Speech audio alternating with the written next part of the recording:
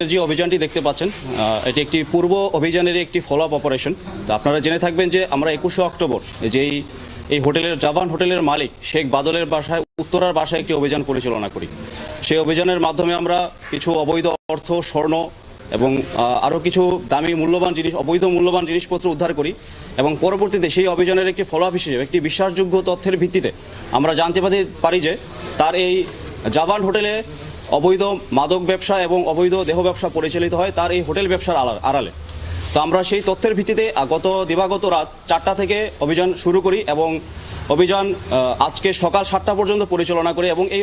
অভিযানের মাধ্যমে আমরা বিপুল পরিমাণে অবৈধ মদ, দেশি এবং বিদেশি মদ এবং দেহ ব্যবসা এবং এই মাদক ব্যবসার সাথে জড়িত সংশ্লিষ্ট ব্যক্তিবর্গদেরকে গ্রেফতার করি এবং পরবর্তীতে আমরা আরও এই অভিযানের পরবর্তী হিসেবে যারা এর সাথে আরও সংশ্লিষ্ট ছিল তাদেরকে খুঁজে বের করার চেষ্টা